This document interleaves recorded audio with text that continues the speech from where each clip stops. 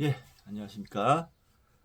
책 읽는 자유인 채널을 운영하고 있는 이선입니다.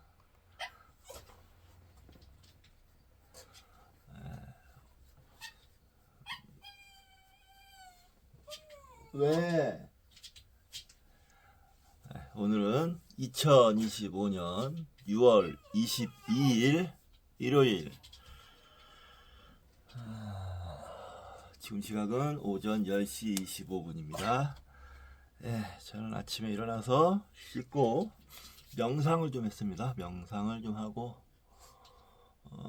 일어나서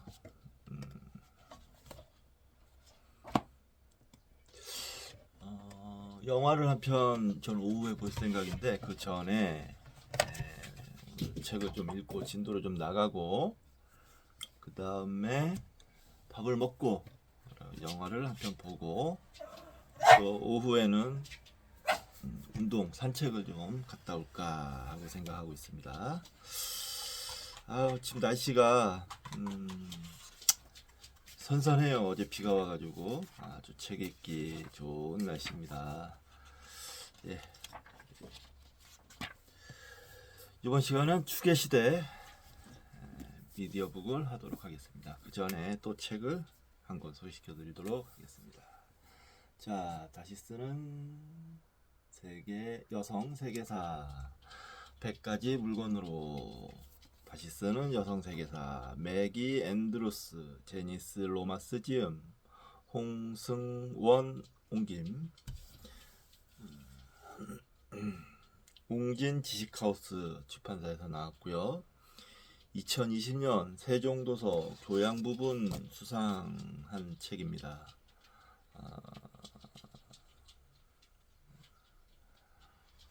저자들은 문화사를 그리고 여성 인권이나 여성 운동에 관해서 연구를 했던 사람들인 것 같아요. 예. 여기 뭐 대충 어떤 물건이냐 보면 뭐 위생용품, 수유와 분유, 뭐 여성 성기 절제 이런 것도 있네요. 그리고 뭐 요리에 관한 것도 있고 여성 음주, 옷, 뭐 이런 것도 있고 패션. 아이고 죄송합니다.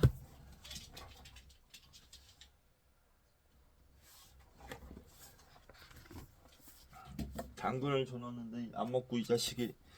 야, 줘. 안 먹을 거면 줘.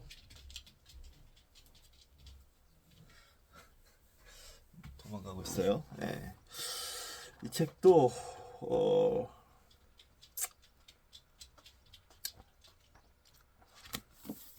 중고로 샀습니다. 중고책 한 책.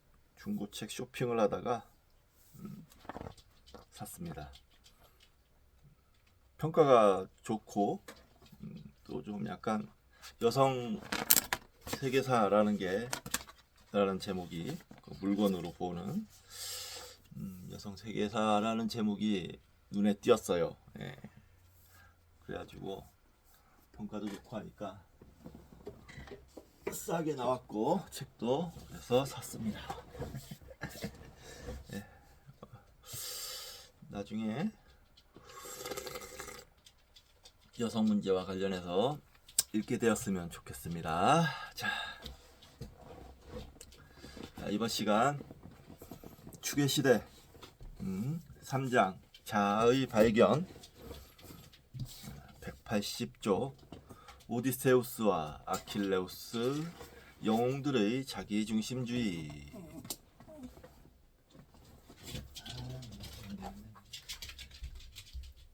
줘. 너무 커? 너무 커서 못 먹겠어? 알았어. 잘라줄게.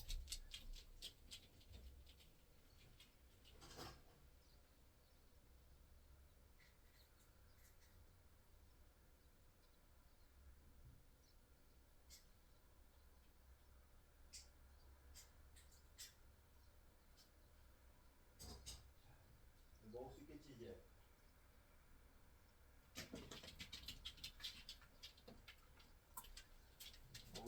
먹지.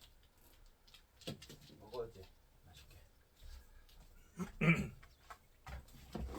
오디세우스와 아킬레우스 영웅들의 자기 중심주의 시작하겠습니다. 그리스에서 기원전 8세기는 놀라운 시기였다. 아주 짧은 기간에 그리스인들은 암흑시대에서 벗어나 독특한 문화의 기초를 놓았다. 유다의 별은 내려가는 것 같았지만 그리스의 별은 올라갔다. 아시리아는 에게해에 아무런 관심이 없었다. 따라서 그리스는 군사적 침략의 위협을 느끼지 않고 자신들의 제도를 발전시킬 수 있었다. 그들은 동방과 평화롭게 접촉했으며 타 지역의 민족들에게 배우려고 열심이었다. 그들의 정치는 급진적이고 혁신적이었으며 여러 형태의 정치 체제를 실험해 보기 시작했다. 그러나 이것이 그들의 종교를 건드리지는 않았다. 헤브라이 예언자들이 일신 숭배를 설교할 때 그리스인들은 다신교에 헌신했다. 낡은 형태의 종교로부터 멀어지는 대신 전통을 더 체계화했다. 기원전 8세기의 가장 중요한 발전은 작고 독립적인 국가 폴리스의 창조였다. 기원전 8세기의 가장 중요한 발전은 작고 독립적인 도시국가 폴리스의 창조였다. 이곳에서 시민들은 자치의 기술을 배웠다. 암흑시대가 끝난 뒤 낡은 정치제도는 철저하게 파괴된 상태였기 때문에 그리스인은 백지에서 다시 시작할 수 있었다. 54. 얼리 그리스 2판. 기원전 8세기에는 인구가 급속하게 불어났고 농업기술이 발전했다.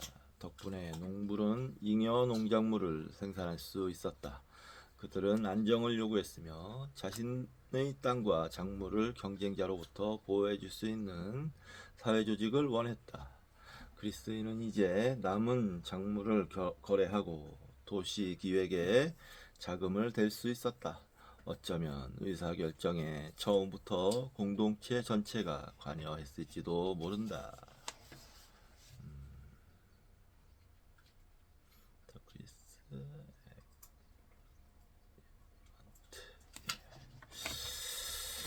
기원전 8세기 말 고대 그리스 세계 전역에 폴리스들이 건설되었는데 이들은 모두 가족처럼 닮은 모습이었다. 폴리스에는 성벽, 신전, 집회소, 항구가 있어야 했다.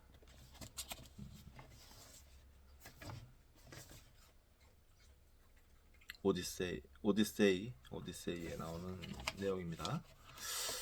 성벽, 그렇죠. 성벽 꼭 필요하죠. 폴리스라면. 신전도 꼭 필요했겠죠. 집회소, 이게 이 집회소라는 게 주목할 만하죠.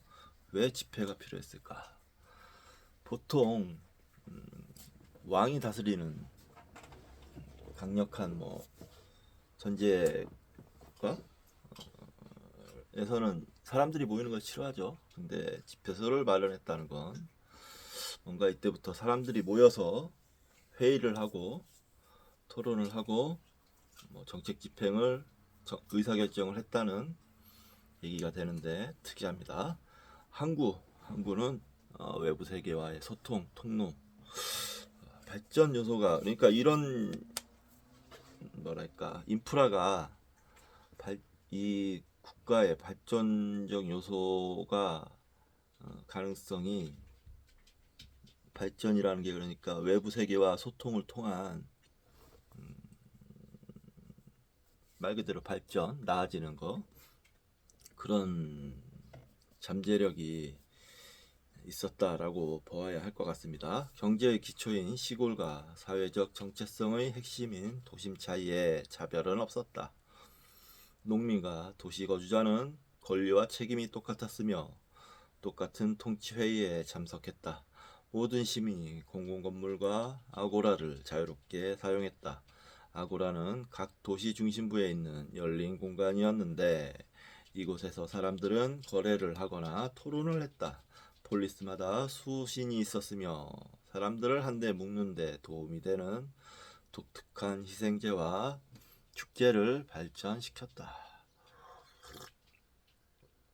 여기 보면 이제 이스라엘과는 사뭇 분위기가 확실히 달라요. 이제 헬레니즘 문화인데 이게 여기가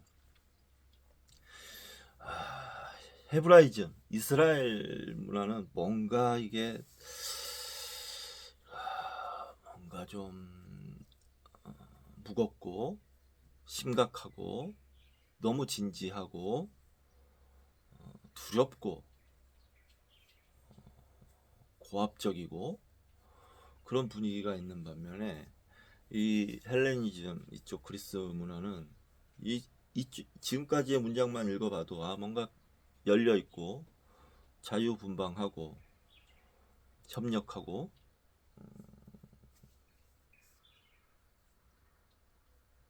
진보적인 그런 느낌이 듭니다. 폴리스는 평등한 사회였다. 아주 이른 시기부터 농부들은 오래된 귀족에게 매우 비판적이었으며 굴종적인 역할을 받아들이려 하지 않았다. 노예와 여자를 제외한 모두가 시민이 될 수 있었다. 폴리스는 호전적이고 남성적인 국가였다. 여자들은 오히려 암흑시대에 더 나은 지위를 누렸다. 새로운 도시에서는 주변으로 밀려나 외부에 드러나지 않는 집안 안뜰 쪽에 격리되었으며 거리에서는 거의 찾아볼 수가 없었다. 예. 남녀 차별이 심했네요. 노예의 숫자도 늘어났다. 시민은 대부분 자신의 땅을 소유했고 남을 위해 일하거나 보수를 받는 것을 수치스럽게 여겼다. 고대 세계의 다른 지역에서는 왕들이 군주제 국가를 이루려고 신민의 독립성을 제한하기도 했다. 네, 그렇죠. 보통은. 그러나 그리스 농민은 전통적인 자유를 포기하려 하지 않았으며 귀족들은 지역 통치자들이 군주에게 복종해야 하는 큰 왕국보다는 자율적인 도시국가를 창조했다. 그리스는 다른 민족들이 큰 국가나 제국으로 발전해가면서 폐기했던 부족 집회나 평의회를 그대로 유지했던 것 같다. 57.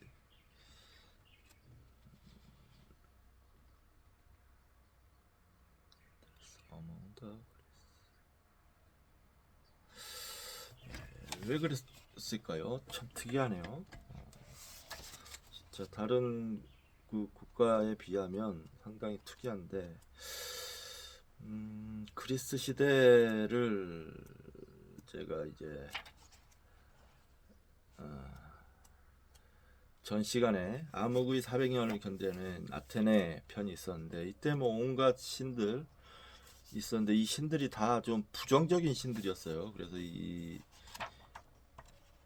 부정적인 신들이 이 그리스 세계를 지배하면서 비극이 그리스에서 유행했었다. 비극이 유행할 수밖에 없었다라는 걸 지난 시간에 탐구를 했었습니다. 그리스의 비극은 유명하잖아요. 자, 그리스의 지도가 있는데, 네, 요 그리스가 에게해를 중심으로 아주 사방에 여러 도시들이 발전을 했어요. 아주 복잡하게 얽혀 있었던 세계였던 것 같습니다.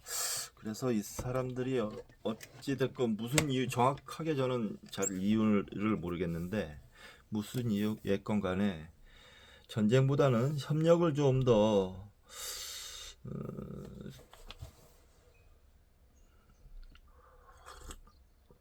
중심 가치에 두지 않았나 뭐 이런 생각이 좀 듭니다. 호메로스의 서사시에서 알 수 있듯이 기원전 8세기 그리스 귀족들에게 대중연설은 군사적 위용만큼이나 중요했다. 58번. 네. 일리아드에서 나오네요. 이게 좋은 거죠. 예. 죽고 죽이고 무력으로 하는 것보다 이렇게 말로써 해결하는 게 좋은 거죠. 미케네 시대의 왕은 그저 동등한 사람들 가운데 첫째, 즉 상대적 우위에 있는 사람에 불과했으며 귀족들의 조언에 귀를 기울여야 했다. 폴리스에서는 공공정책을 두고 토론이 계속되었다. 좋네요. 농부들도 정부에 참여했기 때문에 토론 기술을 개발해야 했다.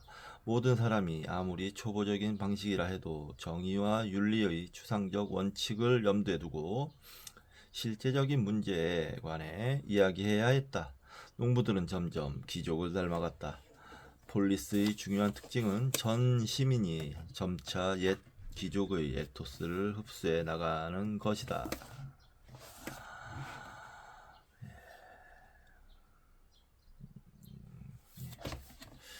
참, 이 뒤에 이 참고 문헌을 볼 때마다 이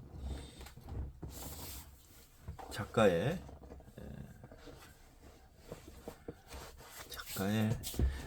넓고 넓은 학문적 지평에 놀라게 됩니다. 예. 예, 여기서 근데 좀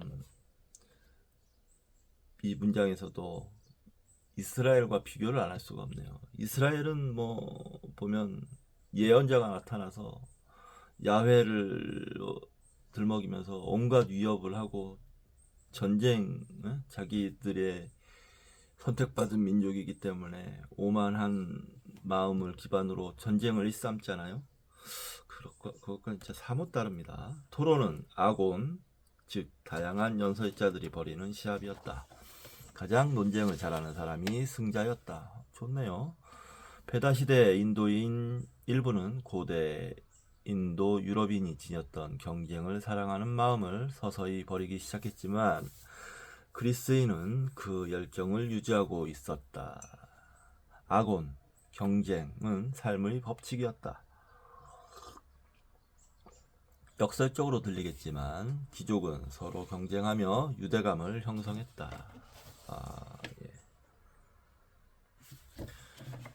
역설적으로 들리겠지만 서로 경쟁하며 유대감을 형성할 수 있으려면 기본적으로는 지성이 있어야 됩니다. 인간성, 기본적인. 네, 서로 함께 살아가고자 하는 연대 의식. 이런 사회에서 윤석열 같은 자가 하나 나타나면 난리가 나는 거예요. 그냥 그 사회는 파탄이 되는 거예요. 네. 그래서 지도자가 중요한 거고 아마도 이 그리스에서는 그런 독재자의 탄생을 막기 위해서 권력을 상당히 분산시키는 체제로 간 것이 아닌가라는 생각도 좀 해보게 됩니다. 맞잖아요? 자, 이제 폴리스 전체가 귀족적인 전사사회로 바뀌면서 농부들도 이런 경쟁적인 정신을 갖추기 시작했다. 한 예로 나중에 그리스 이 문화가 그리스 때도 마찬가지지만 로마 시대까지 이어져서 이 로마 초기까지만 해도 한 사람의 뛰어난 사람을 가만 놔두지 않았어요. 그리스 로마 이쪽 사회에서는 제거해 버렸습니다. 위험의 씨앗이라고 해서, 독재의 씨앗이라고 해서. 나름 이 사람들 기준으로서는 절박하고 어쩔 수 없는 선택 같은 거였죠. 지혜롭다고는 말 못해도 뭐 어떤 면에서는 지혜로울 수도 있다고 생각합니다. 예. 이제 폴리스 전체가 귀족적인 전사사회로 바뀌면서 농부들도 이런 경쟁적인 정신을 갖추기 시작했다. 호메로스는 그리스의 장군들이 다른 사람들을 희생시켜서라도 이기려는 충동에 내몰리는 모습을 보여준다. 단결심은 없었다. 각 귀족은 자신의 운명을 충실하게 따르려고 노력했기 때문이다. 모두 훌륭한 사람이 되어야 했다. 이 말이 좋은 말입니다. 모두 훌륭한 사람이 되어야 했다. 이 말은 모두가 서로 돋보이려고 싸우는 경쟁자들이었으며 이것이 모든 활동의 특징이 되었다는 뜻이다. 따라서 폴리스에는 자기 버리기 대신 격렬한 자기 중심주의가 넘쳐났다. 또 호전성도 내재해 있었다. 폴리스의 창조는 종종 폭력적이었다. 이웃이나 경쟁자들과 싸우며 버틸 수 있는 공동체의 수립이 늘 평화로웠던 것은 아니다. 인간적 한계겠죠, 이거는. 네. 인간의 생물학적 한계. 예. 마을 공동체들은 자신들의 뜻과 관계없이 억지로 폴리스에 결합되곤 했다. 통합, 가로 열고 시노에시즘은 뿌리뽑기, 저항, 크나큰 불행을 의미했다. 이런 산통은 많은 폴리스 건립 신화에 반영되어 있다. 그리스 릴리전,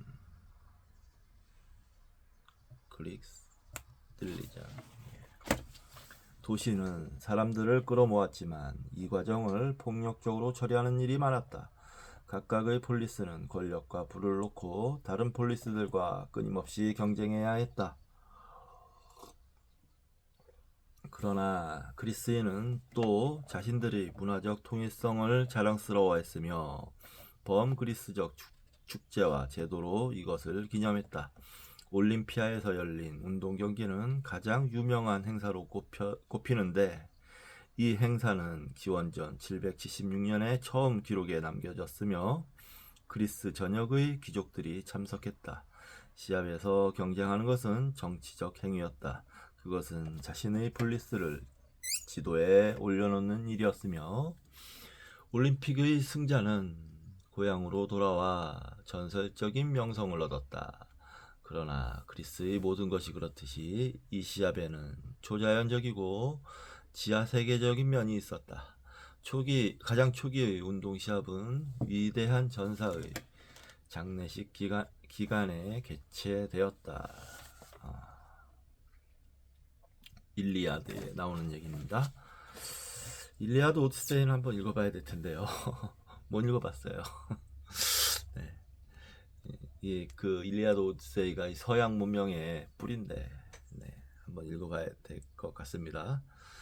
조객들이 탁월한 신체적 능력을 과시하는 것은 죽음 앞에서 도전적으로 삶을 주장하는 것이었으며 유족의 분노, 좌절, 비통을 표현하는 것이었다. 결국 시합은 종교적 제의가 되어 지역의 영웅을 기리는 성소에서 벌어졌다. 올림픽 경기들은 포세이돈이 사랑한 전설적인 인물 펠롭스, 가로 열고 그 자신이 훌륭한 운동선수이기도 했다. 가로 닫고 펠롭스를 기념하여 열렸다.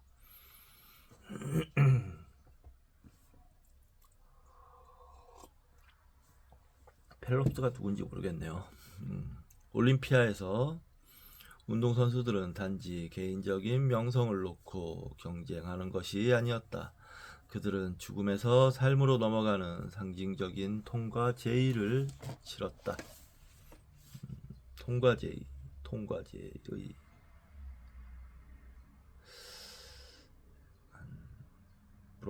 Anthropology of Ancient Greeks. 통과의례, 통과제의 면이 있었겠죠. 이 통과제의는 모든 많은 대부분이라고 해야 되나? 수렵 채집 부족 문화에서 나타나는 부족 사회 문화에서 나타나는 제의입니다. 예. 하나의 의례, 의례입니다. 의례. 예. 경기장의 서쪽 끝에는 펠롭스의 무덤이 있었다. 땅속 깊이 아래로 내려가는 캄캄한 구덩이였다. 이 무덤은 동쪽의 제우스의 제단과 마주보고 있었다. 이곳에는 재와 흙이 잔뜩 쌓여 있었는데 이것은 헤아릴 수 없이 많은 희생제에 쓰인 장작이 타고 남은 찌꺼기였다. 신과 영웅은 밤과 낮, 죽음과 삶이나 다름없었다. 경주가 시작되기 전날 밤에 운동선수들은 펠롭스의 무덤에서 순양을 희생으로 바치고 그 피를 지하 깊은 곳에 부었다. 다음날 아침 그들은 펠롭스의 무덤에서 제우스 제단 정상까지 달려가 떠오르는 태양 속으로 뛰어들었다. 죽음과 피의 희생으로부터 정화하는 불로 달아났던 것이다. 올림피아의 우승자도 펠롭스와 마찬가지로 결국은 죽지만 아곤에서 거둔 승리가 승자에게 준 명예 가로 열고 클레오스 가로 닫고 명예는 미래 여러 세대의 기억 속에 계속 살아남았다. 영웅 숭배는 그리스 종교의 독특한 특징이었다. 영웅 숭배 아주 중요하지요. 64.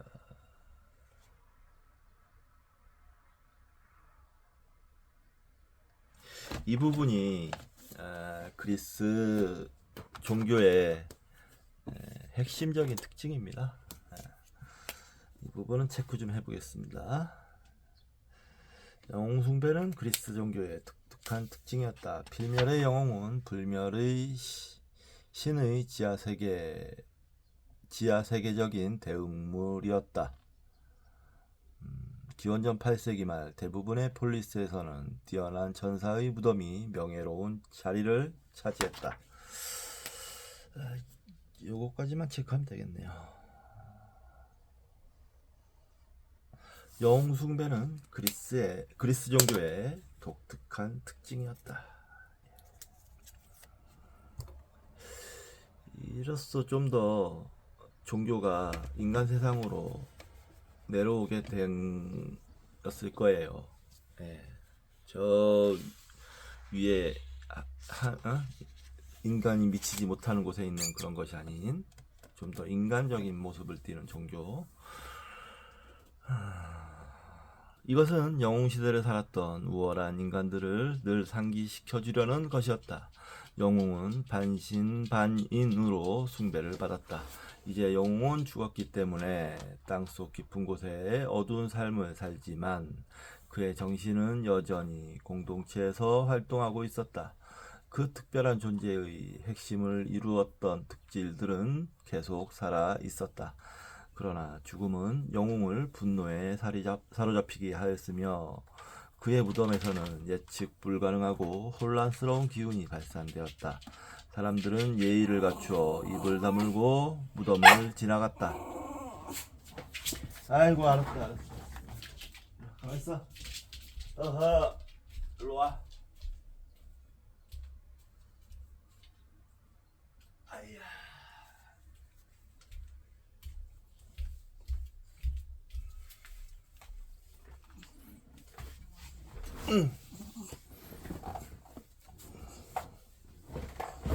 올림포스 산 꼭대기에 사는 신들과 달리 필멸의 영웅은 가까운 곳에 있었다. 영웅의 무덤에서 여는 제의는 그의 분노를 달래고 그의 도움을 얻으려는 것이었다. 숭배자들은 꽃다발 없이 덥수룩한 모습으로 머리를 풀어헤치고 그의 유적지를 찾아갔다. 각 폴리스는 자기 폴리스의 특별한 자질을 상징하는 영웅을 자랑스러워했다. 그의 무덤을 수호신의 신전 옆에 두는 경우도 많았다.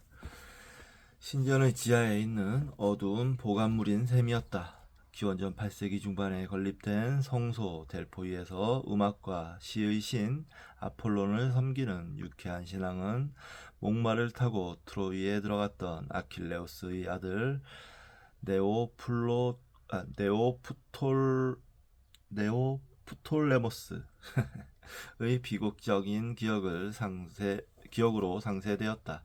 전쟁이 끝난 후 네오프톨레모스는 아폴론에게 배상을 요구하려고 델포이를 찾아왔다. 아버지의 죽음이 아폴론 때문이라고 생각했던 것이다. 그러나 네오프톨레모스는 신성한 화로 옆에서 시샘으로 쓰는 고기를 놓고 말다툼을 벌이던 신전 하인들의 손에 난도질당해 죽었다.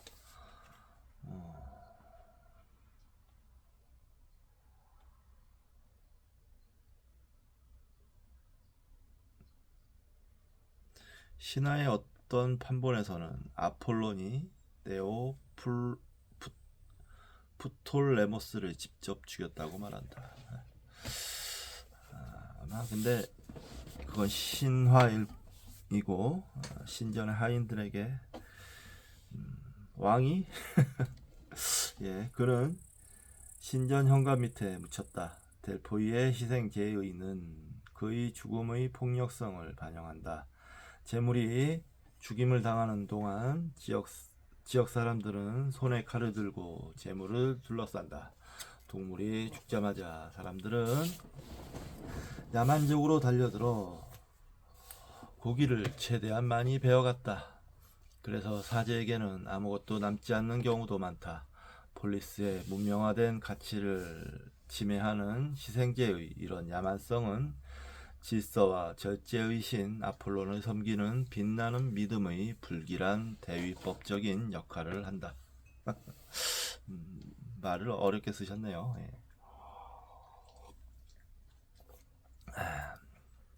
그냥 불길함이 보였다 이거죠. 예. 아폴로는 델포이에서 괴물 같은 암컷 용을 죽였다. 이 승리는 올림포스의 신들이 지하의 권세에 승리를 거둔 것을 상징한다. 아폴로는 이 용을 피톤이라고 불렀다. 그 주검이 땅에서 썩어 없어졌기 때문이다. 가로 열고 피테인이라고 되어 있는데 뭔 뜻인지 모르겠습니다. 나중에 아폴로는 이 용을 기념하여 피톤 경기를 만들었으며 그리스 전역에서 아폴론의 여사제 피티아에게 자문을 구하러 왔다. 피톤 경기의 주 표시가 있습니다. 피톤 경기, 고대 그리스에서 아폴론 신을 기념하여 4년마다 델포이에서 열렸던 경기, 역도, 달리기, 이륜차 경주 등이 있었다.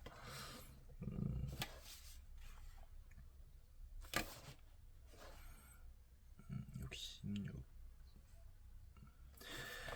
요 부분에서 생각을 해보면 이륜차 경기가 있었다고 하잖아요. 근데 잉카 제국 마야 제국이었나요? 마야 문명? 잉카 마야? 그쪽에는 바퀴가 있었어도 그저 장난감 용도로만 사용했다고 해요. 그게 1592년 그때 콜럼버스가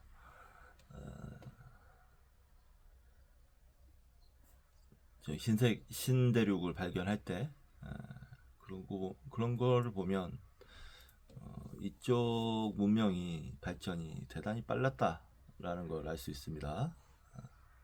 총균세에서 나왔죠. 총균세에서 다른 성소들과는 달리 넘어가겠습니다. 피티아는 성소 내부의 신성한 불옆 다리가 3개인 의자에 앉아 있었다. 아폴론의 신이 내리면 피티아는 괴로워 몸을 떨며 노래로 때로는 심지어 비명으로 영감을 받아 떠오르는 말을 했다. 그러나 그녀의 조언 자체는 실용적이고 분별력 있는 경우가 많았다. 다른 성소들과는 달리 델포이는 폴리스에 붙어있지 않고 경작지로부터 멀리 떨어진 가파른 산에 고립되어 있었다. 따라서 델포이는 정치 권력보다는 통찰에 기반을 둔 독립적인 종교 중심이었다. 델포이는 자체의 의제를 가지지 않는 아고라, 즉 열린 공간이 되었다. 이곳에서는 청원자와 순례자들이 만나서 문제나 이상을 토론할 수 있었으며 그들은 대부분 폴리스들이 그런 문제나 이상을 공유하고 있음을 알게 되었다. 델포이는 기원전 8세기 중반에 시작된 식민지 개척의 새로운 물결에서 중요한 역할을 했다. 식민지 개척이라. 그리스 릴리전스 얼리 그리스 식민지 개척자들은 고향을 떠나기 전 피티아에게 자문을 구하곤 했으며 피티아는 그들이 논리적인 결정을 내리도록 도와주었다. 기원전 8세기 말에 에게해 주변 여러 곳에 새로운 그리스 정착지들이 형성되었다. 그리스는 다시 활기를 찾았다. 흥분을 느끼고 발견에 기뻐하며 새로운 교역의 기회를 찾고 시야를 넓히고 외국 문화에서 자극을 받았다. 교역이 늘어나면서 동방과 새로운 접촉이 이루어졌다. 네.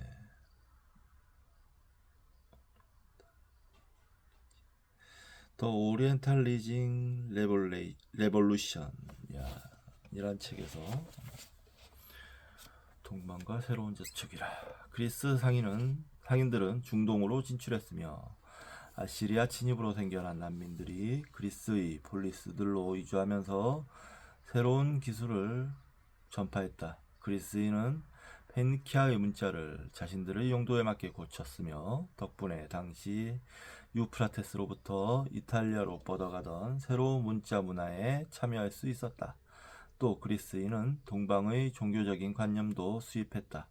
그들은 기원전 8세기 동안 근동의 모델에 따라 커다란 신전을 짓고 거기에 신상을 넣어두기 시작했다. 비티아 숭배도 중동의 무화경에서 이루어지는 예언에서 영향을 받았던 것인지도 모른다. 시인들이 묘사하는 지하 세계는 메소포타미아의 죽은 자들의 세계를 닮아가기 시작했다.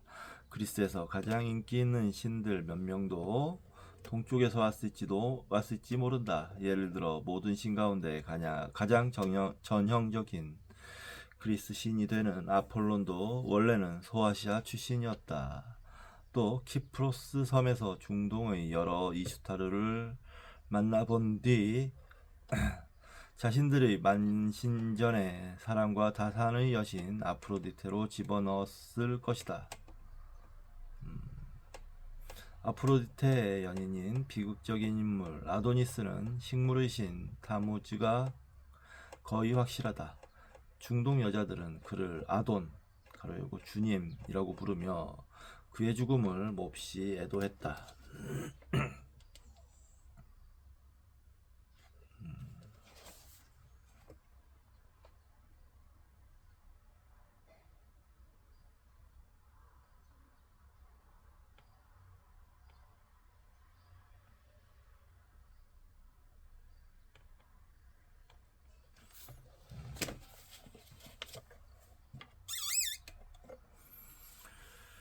그리스인은 동방에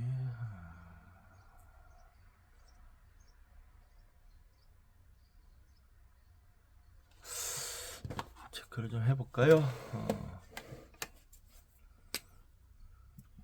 이 부분에 제 관심이 많아서 이 종교의 융합 이런 거에 관심이 많아서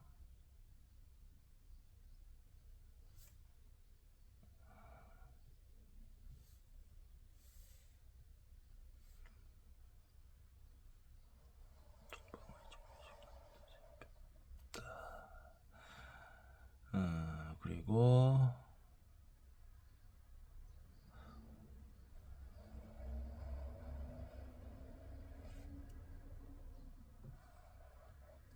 자, 그리스인은 동방의 종교적인 관념도 수입했다. 모든 신 가운데 가장 전형적인 그리스 신이 되는 아폴론도 원래는 소아시아 출신이었다. 이런 거요.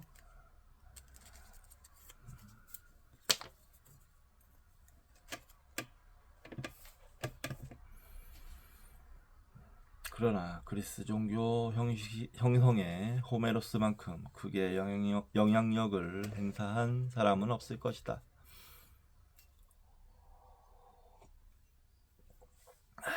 호메로스는 예루살렘에서 제2와 2의 이야기들이 합쳐지던 시기인 기원전 8세기 말에 구전되던 서사시 전승을 기록으로 남겼다. 우묘 시인들은 수백 년 동안 시합이나 축제 때 이 오래된 이야기들을 암송했다. 호메로스 이 시대 그 이야기들 가운데 일부는 역사가 1000년이 넘었을 것이다. 와.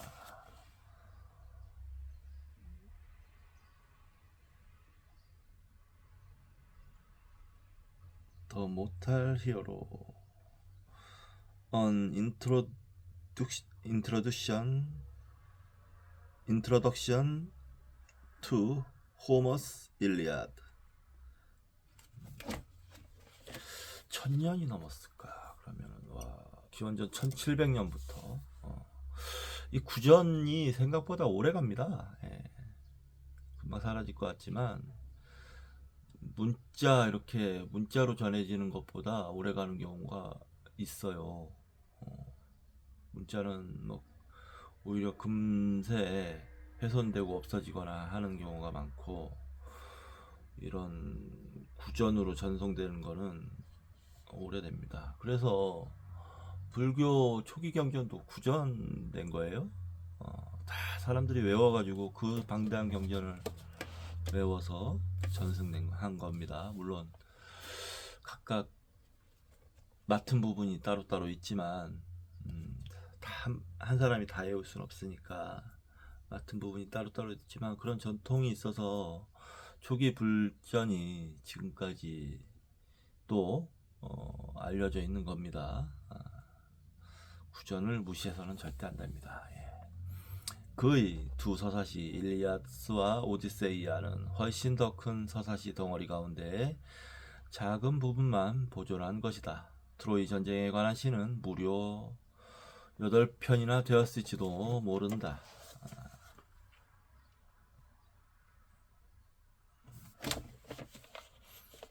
그 외에 다른 서사시들도 있었다. 한 서사시는 테베의 왕 오이디푸스와 그의 박살이 난 가족의 역사를 추적한다. 다른 서사시는 헤라클레스의 모험을 이야기한다. 또 다른 서사시는 이아손이 황금 양털을 찾는 과정을 이야기한다. 이 고대 서사시들은 수백 년 동안 변하고 발전해 왔지만 일리아스와 오디세이아는 일단 기록되자 영구히 고정되었다. 모든 서사시가 그렇듯이 이 두 편도 아주 오래된 자료를 포함하고 있지만 동시에 호메로스 자신이 살던 시대의 환경을 반영한다. 호메로스는 과도기에 살았다. 암흑시대를 끝내고 그리스에서 등장한 새로운 문명은 이제 겨우 2세대밖에 안 지났다. 트로이 전쟁 가로 열고 기원전 1200년경이 벌어졌던 미케네 시대 후기를 배경으로 한 호메로스의 긴 서사시는 새로운 문화를 낡은 문화와 결합한다. 호메로스가 한 사람인지 두 사람인지 아니면 심지어 두 유파의 시인들인지 결코 없을 테지만 그 영향력이 엄청나다는 사실은 부인할 수 없다. 일리아스와 오디세이아는 그리스 성서라고 부르기도 했다. 거기 담긴 이상과 가치가 새로운 그리스 문화에 지울 수 없는 자취를 남겼기 때문이다. 일리아스는 트로이 전쟁에서 벌어진 작은 사건 하나를 묘사하고 있다. 미케네의 왕이자 그리스 연합군 총사령관인 아가멤논과 그 연합군 가운데 한 부대를 지휘하는 장군 아킬레우스의 전쟁, 자아의 충돌이다. 아킬레우스는 자기의 명예가 훼손되었다고 여겨 부하들을 모두 전장에서 빼내 그리스군 전체를 위험에 빠뜨린다. 이어지는 갈등에서 아킬레우스의 가장 친한 친구 파트로클로스가 트로이의 왕 프리아모스의 아들 헥토르에게 비극적으로 죽임을 당한다. 트로이 전쟁 후를 배경으로 삼은 오디세이아는 10년에 걸친 오디세우스의 항해를 묘사한다. 오디세우스는 많은 낯선 나라들을 여행하다 마침내 이타카에서 아내와 재결합한다. 호메로스는 두 시에서 전쟁이 주는 흥분, 동지의 기쁨, 아리스테이아 가로 열고 전사가 승리의 흥분에 사로잡혀 저항할 수 없는 힘이 되어 앞의 모든 것을 쓸어버리는 상태. 가로 닫고의 영광을 찬양한다. 호메로스는 사람들이 전쟁터에서 더 강렬한 삶을 산다고 말하는 것 같다. 만일 영웅의 명예로운 행위가 서사시에 기억된다면 그는 죽음의 망각을 극복하고 소멸할 수밖에 없는 인간에게 가능한 유일한 불멸을 얻는 것이다. 따라서 명성은 생명보다 소중하다. 신은 명성을 얻기 위해 서로 필사적으로 경쟁하는 전사들을 보여준다. 이 영광의 탐구에서 모든 사람은 자신을 위해 나선다. 영웅은 명예와 지위의 문제에 시달리는 자기 중심적인 인간이며 시끄럽게 자신의 공적을 떠벌리고 자신의 존엄을 높이기 위해 전체의 이익을 언제든지 희생한다. 케노시스, 자기 버리기는 없다. 전사가 자아의 경계 밖으로 나가는 유일한 길은 살해의 엑스타시를 경험할 때뿐이다. 전사는 전쟁의 신 아레스에게 사로잡히면 생명의 엄청난 풍요를 경험하며 신과 같은 상태에 이르고 아리스테리아 속에서 자신을 잃고 앞에 있는 모든 것을 도륙한다. 따라서 전쟁은 삶에 의미를 줄 수 있는 유일한 활동이다. 모든 전사는 탁월해야 하지만 최고 가로 열고 아리스토스 최고가 된다는 것은 단순하게 전투에서 탁월하다는 의미였다. 다른 재질이나 재능은 중요하지 않았다. 고양된 아리스테리아 상태에서 영웅은 죽음을 경멸하며 찬란하게 너울거리는 생명의 엄청난 풍요를 경험한다. 모탈 히어로, 모탈 히어로, 불멸의 영웅.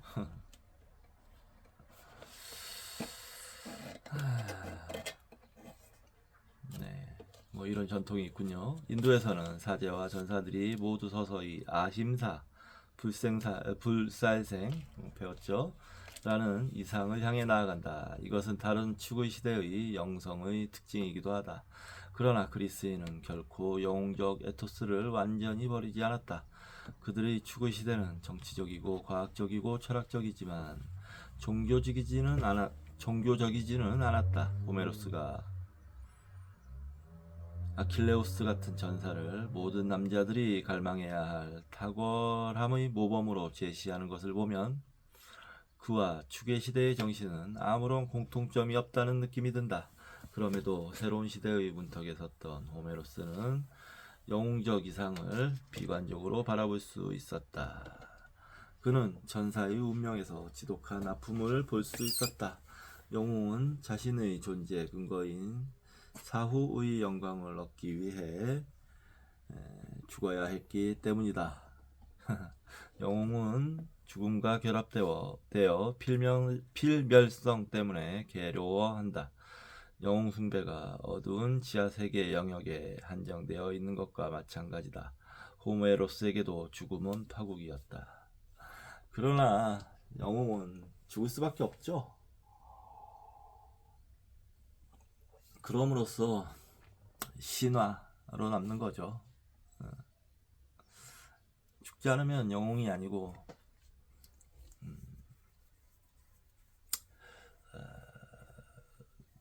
독재자가 되는 겁니다. 그 대규모 전쟁을 계속 치르는 그런 뭐랄까 점령자, 전쟁광. 그래서 결국에 영웅이 죽지 않으면 악인으로 기록될 수밖에 없었을 거예요. 일리아스는 죽음에 관한 시다. 등장인물들은 죽이거나 죽임을 당한다는 강박에 지배당한다. 이야기는 무자비하게 불가피한 소멸을 향해 움직여간다. 파트로클로스가 죽고 헥토르가 죽고 아킬레우스도 죽고 아름다운 도시 트로이도 죽는다. 오디세이아에서도 죽음은 말로 표현할 수 없고 생각을 할 수도 없는 암흑의 초월이다. Death with two face. 두 얼굴과 죽음. 두 얼굴과 그러니까 두 얼굴을 가진 죽음이란 뜻이지. 짐 피에르 베르난트.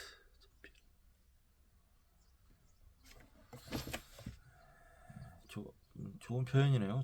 두 얼굴을 가진 죽음. 오디세우스는 지하세계를 방문했을 때 떼를 지어 몰려다니며 중얼거리는 죽은 자들을 보고 겁에 질린다. 그들의 인간성은 외설적으로 해체되어 있다. 그러나 오디세우스는 아킬레우스의 유령을 만났을 때 슬퍼하지 말라고 한다. 어느 누구도 이전에 그대처럼 행복하지 못했고 앞으로도 그럴 것이오. 그대가 아직 살았을 적에 우리 아카이아인들은 그대를 신처럼 공경했고 지금은 그대가 여기 사자들 사이에서 강력한 통치자이기 때문이오. 그러나 아킬레우스는 그런 위로를 받아들이려 하지 않는다. 아킬레우스는 귀족적인 전사 에토스를 완전히 무시하는 말로 대답한다. 죽음에 대해 나를 위로하려 들지 마시오. 나는 죽은 자를 모두 통치하느니 차라리 시골에서 머슴이 되어 품팔이를 하고 싶소.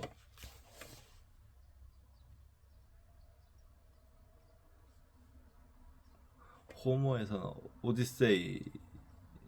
오디세이에서 나오는 얘기네요. 오디세이야. 영웅적 이상의 핵심은 무시무시한 공허가 있었던 것이다. 영웅적 이상의 핵심에는 무시무시한 공허가 있었던 것이다. 그렇네요. 얼마나 공허하면 죽어서 정승을 하느니 살아서 개똥밭에 굴르겠다. 이런 뜻으로 받아들이면 될 것 같아요.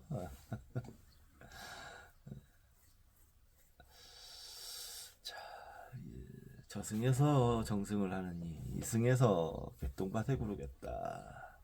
우리 삶에 감사해야겠네요. 예. 일리아스에서 전사의 폭력과 죽음은 종종 무익할 뿐 아니라 완전히 자기 파괴적인 것으로 제시되기도 한다. 이 시에서 세 번째로 죽는 사람은 트로이의 시모 에이시오스다. 아름다운 청년이었던 그는 아직 가정의 따뜻함을 알지 못함에도 전투에서 그리스의 영웅 아이아스에게 죽임을 당했다. 자, 가봐. 이거는 이제 인용입니다. 그는 큰 늪의 질척한 땅에서 자란 미끈한 포플러 나무처럼 땅 위 먼지 속에 쓰러졌다. 맨 꼭대기에만 가지들이 나 있는 이 포플러 나무는 어떤 수레 제조공이 훌륭한 수레의 바퀴테로 구부려 쓸 양으로 번쩍이는 무쇠로 베어 넘겼던 것이다. 그래서 지금은 강둑에 누워 시들어 가고 있다. 꼭 그처럼 고귀한 아이아스는 안테미온의 아들 시모 에이시오스를 죽였다.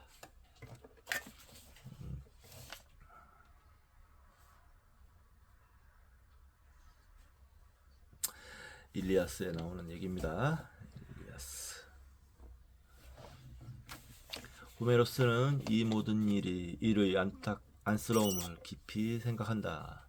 젊은 남자의 생명이 잔혹하게 절단되어 그 자연스러운 환경으로부터 잔인하게 옮겨졌고 이제 살인의 도구로 바뀌었다.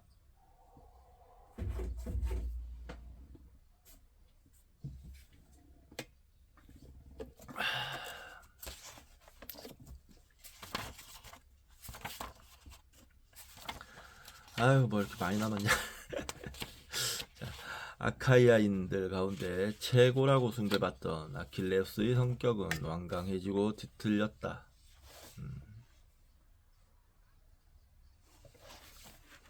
그는 위대한 사람 가로 열고 필로테스 위대한 사랑. 필라테스랑은 무슨 관계일까? 필로테스와 위대한 사랑과 부드러움을 갖춘 인물로 제시된다. 어머니 절친한 친구인 파트로클로스 늙은 스승을 대하는 태도에서 그의 사랑과 부드러운 성정을 볼 수 있다. 그러나 아가멤논과 말다툼을 하는 과정에서 이 분노가 이 사랑을 꺼버리며 완강하고 독선적인 분노 때문에 그를 사랑하는 사람들로부터 고립되어 버린다. 아킬레우스는 거만한 마음이 가슴 속에서 사납게 날뛰도록 부추기고 이꾸려. 그의 동료 아이아스는 그렇게 설명한다. 일리아스. 그는 완강하고 무자비한 사람이 된다. 이것도 역시 일리아스. 아킬레우스는 폭력적이고 가해적인 에토스에 사로잡히며 그 아이 에토스에 의문을 던지지만 버리지는 못한다. 대체로 아킬레우스의 책임이 컸던 파트로클로스의 죽음, 그의 필로테스는 비인간적 증오로 바뀐다. 파크로클로스의 죽음에 주 표시가 있습니다. 파크로클로스의 죽음, 아킬레우스가 아가멤논과의 불화로 전쟁에서 물러났을 때 파트로클로스는 노장 네스토르의 제의로 친구를 설득하려 했으나 실패했다. 파트로클로스는 자신이 아킬레우스의 대역을 맡겠다며 아킬레우스에게 갑옷을 빌렸는데 결국 전투에서 트로이의 헥토르에게 아킬레우스로 오인받아 창에 찔려 전사한다. 친구의 죽음에 복수를 하기 위해 헥토르와 대결할 때는 악마 같은 모습을 보여준다. 죽어가는 헥토르가 장례를 위해 자신의 주검을 가족에게 돌려줄 것을 부탁하자 아킬레우스는 차라리 자신의 생사를 먹겠다고 대답한다. 요 그 영화 트로이 보면 잘 나옵니다. 트로이의 이 대체적인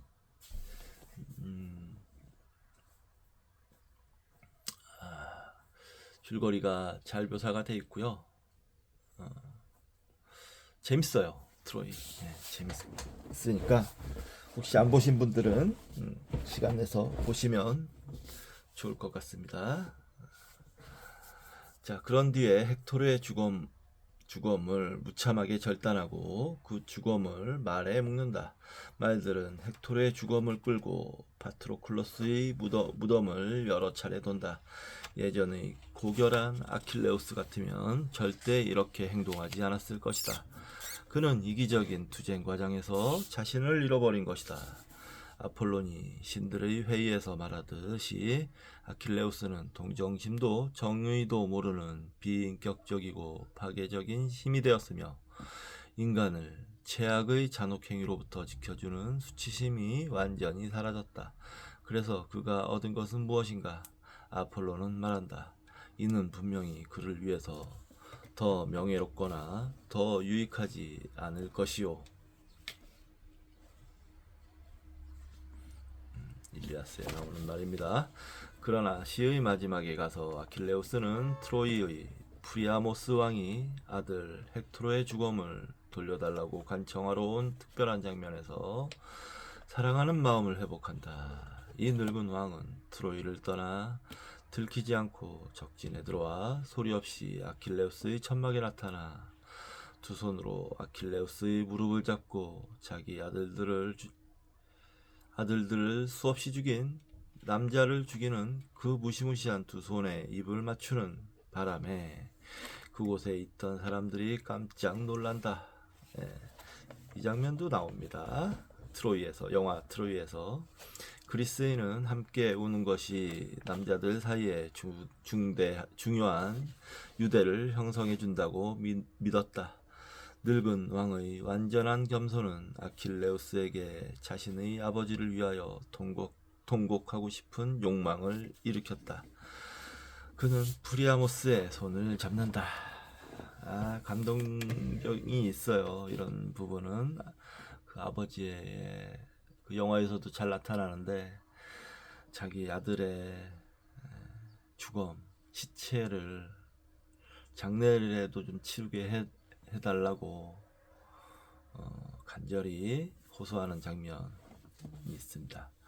자, 인용입니다. 그리고 두 사람 다 생각에 잠겨 프리아모스는 아킬레우스의 발 앞에 쓰러져 남자를 죽이는 헥토르를 위하여 엉엉 울었고, 아킬레우스는 그의 아버지를 위하여 또 때로는 파트로클로스를 위하여 울었다. 그리하여 그들의 울음소리가 온 집안에 가득 찼다. 그러나 마침내 고귀한 아킬레우스는 실컷 울고 싶은 욕망이 그의 마음과 사지에서 떠나자 자리에서 벌떡 일어나 노인의 손을 잡고 일으켜 세우더니 노인의 흰머리와 흰수염을 불쌍히 여겼다.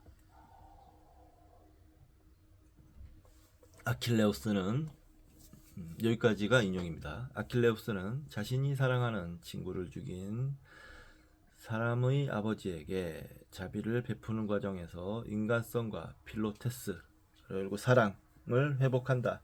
그는 능숙하고 다정한 태도로 헥토르의 죽음을 건네주며 노인에게는 죽음이 너무 무거울 것이라고 걱정한다.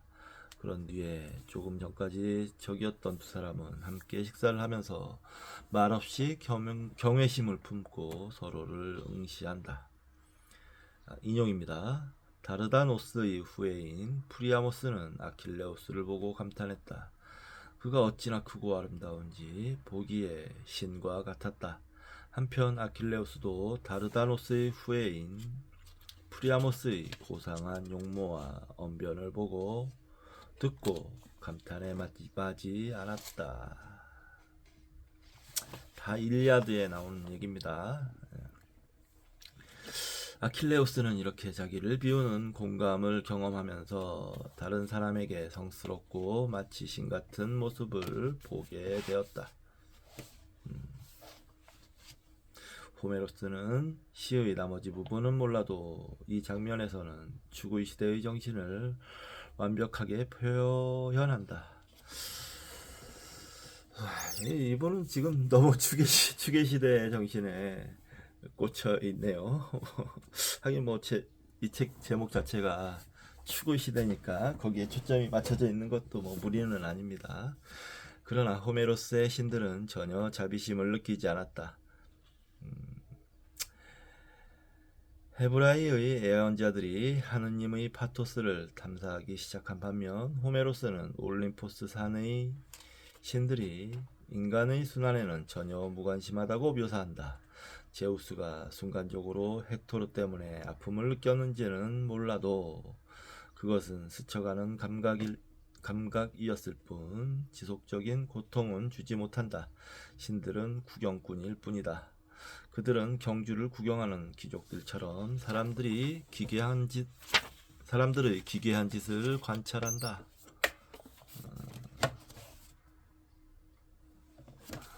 파트로클로스가 죽은 뒤 아킬레우스의 신마들은 쓰러진 영웅을 위해 울었으며 그들의 뜨거운 눈물은 땅으로 흘러내렸다.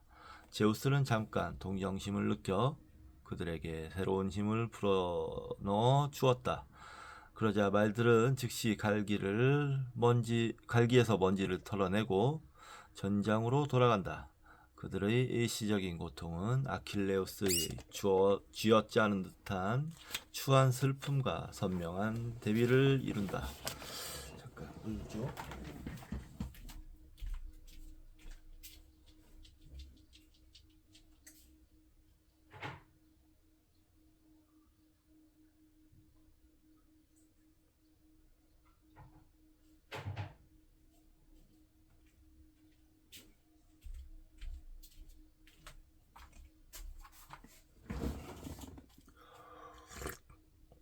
결과적으로 이 시에서 신들은 인간 등장인물보다 덜 진지해 보인다. 신들은 기본적으로 전혀 위험을 무릅쓰지 않는다. 그들은 죽지 않으며 그들에게는 사실 중요한 것이 없다. 아레스가 그리스 전사 때문에 전투에서 부상을 당하지만 그 상처는 금방 아문다. 게다가 그는 이 순간적인 수모 때문에 승리의 영광을 누리며 제우스 옆에 앉아 있을 수 있다.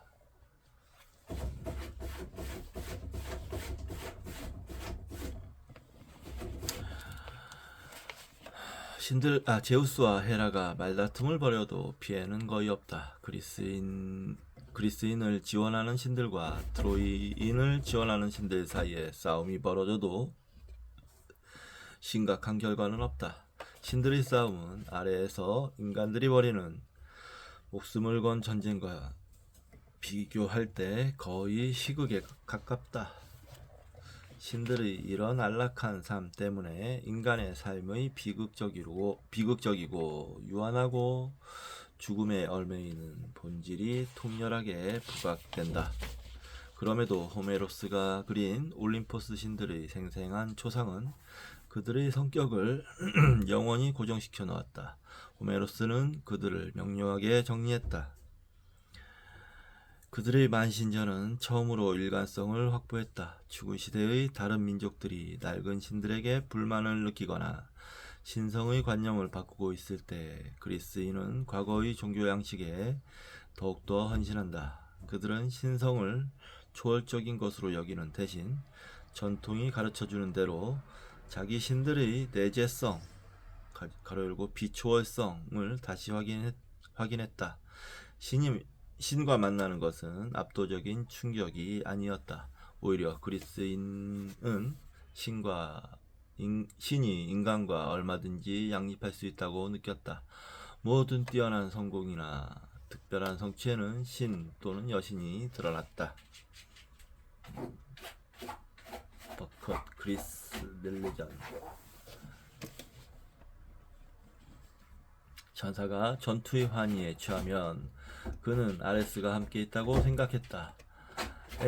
에로틱한 사랑의 압도적 힘으로 자신의 세계가 변형되면 이 사랑을 아프로디테라고 불렀다. 장인의 신 헤파이스토스는 예술가의 영감에서 드러났으며 아테나는 문화적인 성취가 이루어질 때마다 드러났다. 만신전은 신성의 복잡성을 상징한다. 가나안의 신들의 모임에서는 신의 아들들 가운데 누구도 홀로 존재할 수 없었다. 그는 다른 신과의 관계에서만 의미가 있었다. 올림포스의 신들로 이루어진 가족 또한 신들의 통일체의 표현이었으며 이것은 그리스인이 주변 세계에서 경험한 신성한 힘들의 관련성과 상호 의존성을 표현했다. 그리스의 만신전에 특별한 점이 한 가지 있다면 그것은 높은 수준의 응집성과 조직성이었다. 고전시대 그리스인은 결코 과거의 이교도 신앙을 떠나지 않았다. 대신 그들은 탁월한 분석 능력을 이용하여 과거의 전망을 드높였고 거기에 체계와 근거를 부여했다. 올림포스의 가족은 유쾌한 대칭과 균형을 이루었다. 이들은 부모, 가로 열고 제우스와 헤라, 숙부와 고모, 가로 열고 포세이돈과 데메테르, 세 아들, 가로 열고 아폴론, 아레스, 헤파이스토스, 세 아들과 세 딸, 가로 열고 아테나, 아르테미스, 아프로디테로 이루어져 있었다. 외부인들도 있었다. 신들의 사자 헤르메스, 마법의 여신 헤케테, 올림포스의 질서에 도전하는 역할을 맡은 디오니소스가 그들이다. 신들은 한 개인으로서 독립적이고 개별적으로 고립된 인물로 볼 수 없었다. 각각은 전체의 불가결한 구성 요소였으며 다른 가족 구성원과 비교를 할 때만 이해를 할 수 있다. 그리스의 만신전은 언어에 비유되어 왔다. 언어에서는 모든 단어의 의미가 사전에 나오는 다른 단어들과의 유사점이나 차이점에 의해 결정되기 때문이다. 소사이어티, 스미스 앤 소사이어티. 실제로 오직 한 신만을 섬기고 다른 신들 숭배를 게을리하는 것은 위험한 일이었다. 그리스 세계에서 일신 숭배는 금기였으며 끔찍한 벌을 받을 수 있는 행위였다. 이 부분이 아주 중요하죠. 이 부분은 체크를 좀 하고 넘어가겠습니다. 그리스 세계에서 일신 숭배는 금기였으며 끔찍한 벌을 받을 수도 있는 행위였다. 어떤 신도 다른 신 숭배를 금하지 않았다.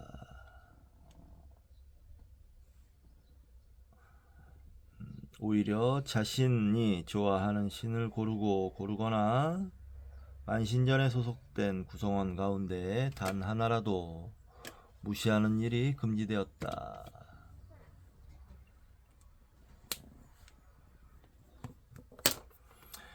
예, 매우 다르죠. 이스라엘 헤브라이즘 전통과 매우 다릅니다. 근데 뭐가 낫다, 뭐 좋다를 얘기하는 게 아니고 이게 나중에 역사가 이제 점점 흐르면서 유일신의 그 강력함, 집중된 힘이 결국에는 이 그리스, 로마 이 지역을 삼켜버립니다. 그건 진짜 놀라운 일이에요. 그러니까 그 강력함, 유일신 사상의 강력함, 힘, 이거는 진짜 주목해야 하는 겁니다. 그래서 유일신 이 저자가 앞서서 초월, 유일신 사상으로 넘어가는 것을 초월이라고 얘기를 했는데, 그런 면이 있어요. 한 단계 위, 심적으로나 정신 세계 수준으로나 한 단계 위인 측면이 있습니다. 유일신 사상이. 불교에서도 좀 그런 게 있어요. 불교에서도 불의 사상, 하나를 강조하는 그 사상이 있는데, 그 얘기는 이제 나중에 차차 넘어가기로 하겠지만, 근데 불교에서는 그마저도 극복을 해냅니다. 그것도 넘어가요. 불교에서는. 신들은 싸우고 논쟁을 벌일 수도 있지만 각각은 현실의 진정한 측면을 대표한다. 그런 측면이 없으면 우주가 영구적으로 훼손될 터였다. 다양한 신들 전체를 숭배함으로써 모순을 함께 끌어안는 통일성을 한눈에 파악하는 것이 가능했다. 축제 때도 한 신에게만 시생제를 드리는 경우는 드물었다. 신전도 보통 하나 이상의 신에게 바쳤다. 예를 들어 아테네의 아크로폴리스에서는 수호 여신 아테나와 더불어 포세이돈을 찬미했다. 신들은 삶의 긴장과 역설을 드러내는 방식으로 짝을 짓는 일이 많았다. 부부의 원형인 제우스와 헤라의 다툼은 가부장적 질서에 내재한 어려움을 반영하는데, 그 질서는 대물림의 충돌을 통하여 자신을 확인한다. 대물림의 충돌을 통하여 자신을 확인한다라. 가부장적 질서. 뭔 말인지 알겠습니다. 아레스와 아테나는 둘 다 전쟁의 신이지만 아레스는 전쟁의 잔인하고 혐오스러운 측면을 대표하는 반면 아테나는 승리의 영광을 체현한다.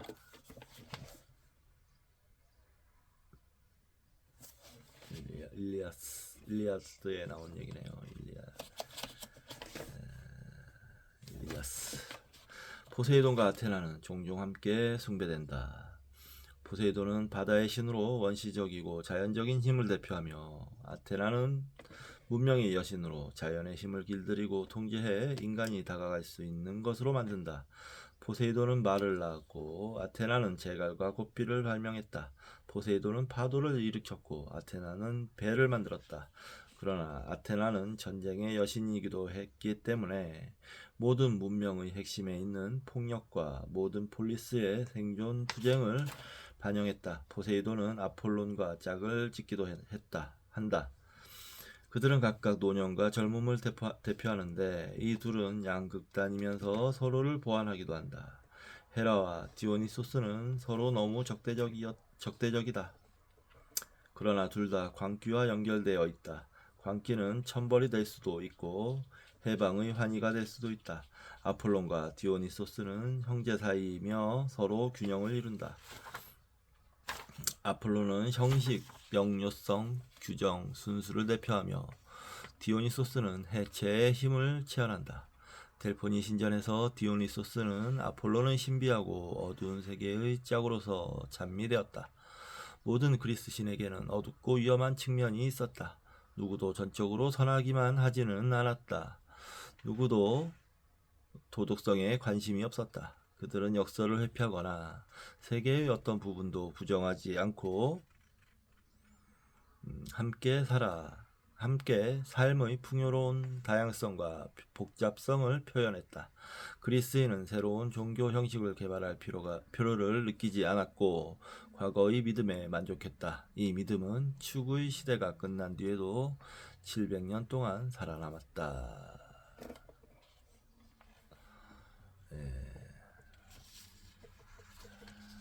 여기까지가 이제 아테네에 대한 이야기였습니다.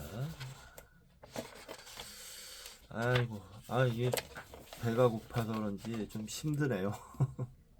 아우, 힘들어. 머리도 좀 멍하고요. 올림포스 신들의 가계도가 있는데 크레노스와 레아, 헤스티아, 하데스, 포세이돈, 헤라와 제우스, 테르메르, 헤라와 제우스 사이에 헤라, 헤파이스토스, 페르세몬, 에일레이티아, 헤베스, 아레스, 제우스 메티스 사이에 아테나, 제우스 마이아 사이에 헤르메스, 제우스 레토 사이에 아폴론과 아르테미스, 제우스 세멜레 사이에 디오니소스. 제우스가 바람을 많이 폈죠. 엄청나게 바람을 많이 피고 그때마다 헤라가 그냥 아주 열받아서 난리를 치고 그런 이야기가 계속 되는 걸로 알고 있습니다. 자세히는 몰라요. 자, 이번 시간은 여기까지 하도록 하겠습니다. 배고프고 힘들어요. 빨리 밥 먹고 오후에는 좀 릴렉스하게 영화를 좀 보도록 하겠습니다. 자, 다음 시간에 뵙겠습니다.